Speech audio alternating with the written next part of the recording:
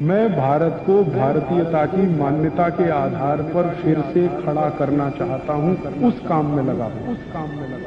और ये इसलिए कि हमारी सभ्यता की लड़ाई है, अस्मिता की लड़ाई है। ये व्यक्तिगत नहीं है, राजनीतिक नहीं है, ये सभ्यता का प्रश्न है, ये मान्यता का प्रश्न है, किसी भी राजनीति से बड़ा है। और भारतीयता में अगर मैं राजनीति को परिभाषित करूं तो राजनीति के बारे में आप मन में एक छोटा सा कहीं कॉर्नर में बिठा दीजिए कि राजनीति सिर्फ टॉयलेट रूम जैसी है, इससे ज्यादा कुछ नहीं। घर में टॉयलेट रूम होता है ना, लेकिन पूरा घर टॉयलेट रूम नहीं हो सकता। घर का एक छोटा सा कोना टॉयलेट रूम होता है जिसमें 10-15 मिनट हम बैठ सकते हैं, इससे ज्यादा नहीं।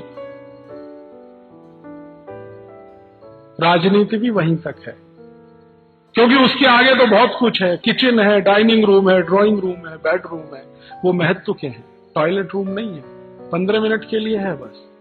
तो राजनीति भी उतनी ही है। इसको इससे ज्यादा सर पे मत चढ़ाइए, नहीं तो तकलीफ करेगी आपको। राजनीति को हमने जरूरत से ज्यादा सर पे चढ़ा लिया है, और इतना चढ़ा लिया है कि हर छोटे बड़े काम में किसी न किसी पुढ़ारी को पकड़ के लाते हैं। हाँ, मंदिर का उद्घाटन वो पुढ़ारी करता है जो जिंदगी भर बलात्कार करता रहा, जिसने दूसरों के घर जलाए हैं, दूसरों के घर में चोरियां लगाई हैं, वो मंदिर का उद्घाटन करता है। राम कथा का उद्घाटन वो पुढ़ारी करता है जो चरित्र में बिल्कुल रावण से भी गया बीता है। कृष्ण कथा का उद्घाटन वो पुढ़ारी करता है जो कंस से भी 10 फीट नीचे है नैतिकता में और चले। हमने सच में इनको सिर पे चढ़ा रखा है।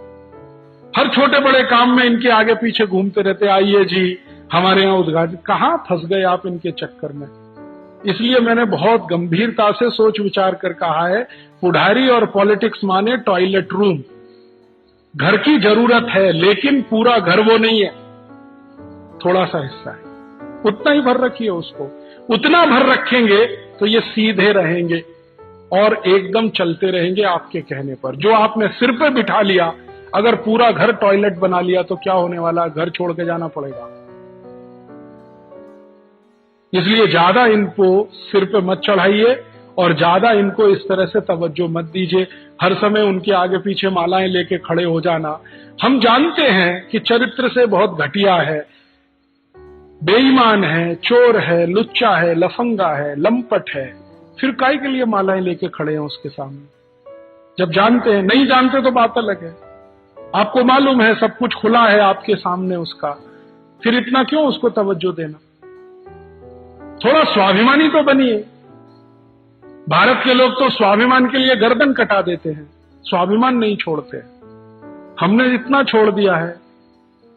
तो जब आप थोड़े स्वाभिमान से, आत्मसम्मान से खड़े होने लगेंगे तो ये पॉलिटिशियन आपकी इज्जत करने लगेंगे। जब इनके सामने आप गिड़गिड़ाते और रुंगड़ाते खड़े रहे, ये आपके सिर पर चढ़ के बैठेंगे।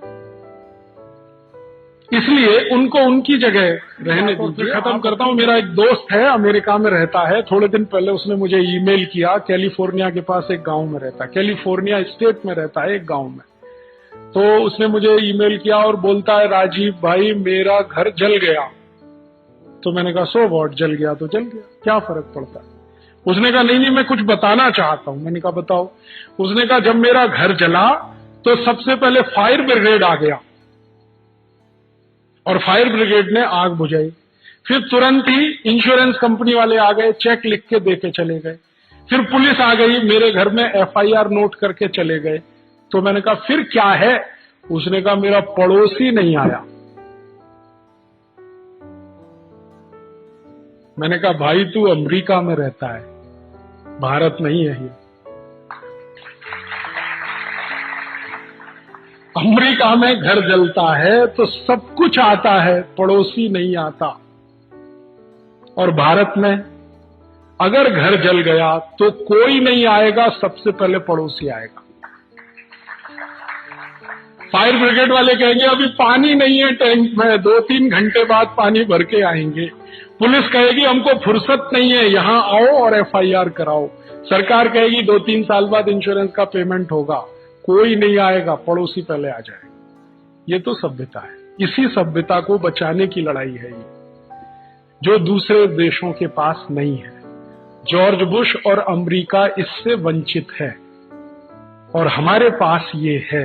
जो है अच्छा है तो बचा के रखना है, और कहीं खराब हुआ है तो अच्छा बनाना है।